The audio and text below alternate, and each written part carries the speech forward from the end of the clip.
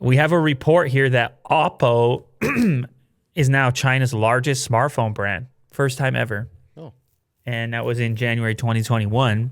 It had been, as you know, Huawei forever. But Huawei, as we've talked about so many times on the show, has been, stuff has gotten tough, man. Mm-hmm. If your name is Huawei, stuff has gotten tough. They had to sell off Honor first off. There's been rumors that they would sell off the premium smartphone business themselves and focus their efforts elsewhere as well, because it's been so tough for them to get their hands on components due to all the sanctions and the restrictions and things going on. Well, Oppo, it doesn't look like they're crying.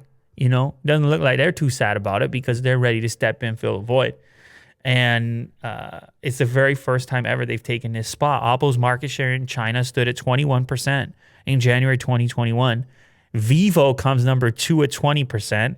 And then Huawei, Apple, Xiaomi around 16%. This is from Counterpoint Research. They're always giving us these nice figures to look at. Oppo's smartphone sales grew 33% month on month and 26% year on year in January 2021. That's not insignificant as far as growth. Now, they gobbled a lot of that from Huawei moving down. Mm-hmm.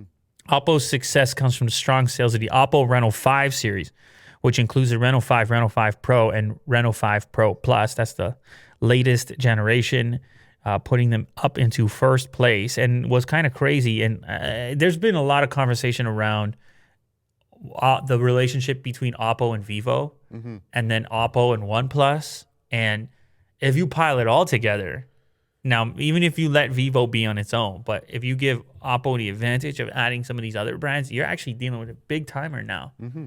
I'll tell you what, Will. But because what else you have with Oppo? Don't you have Realme too, which I just mentioned earlier with the budget device, with the Snapdragon 888 from earlier in the show. Yeah. You got brands, man. Yep. Yeah, they're doing they're doing really well. I never knew. I thought Huawei was always going to be on top. Like they were always number one in China. Mm-hmm. But a lot of people would have thought that. Kind of surprising. Yeah. 5G has been a big component as well, as far as just the smartphone market in general in China. Actually, more than 65% of the handsets sold in Q4 2020 were 5G handsets. So it's a lot of people getting their 5G upgrade going. You got to load the Douyin real fast. Sure, yeah. You know what I'm saying? Of course.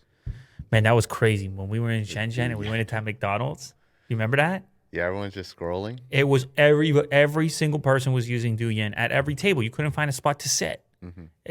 It was like as if you didn't have to order food to be in that McDonald's. You could just chill forever. Yeah. There was like no rules on that.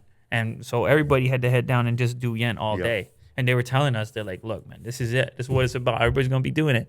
And I was like, man, is that what I'm doing in the future?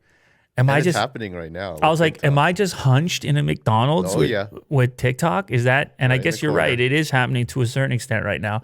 Thankfully, I have not become possessed yet. I am fairly lucid from time to time as far as the world is concerned, and continue down this challenging path of talking for hours. Yes. Seeing how that works out. Yeah. The opposite of Douyin. But anyway,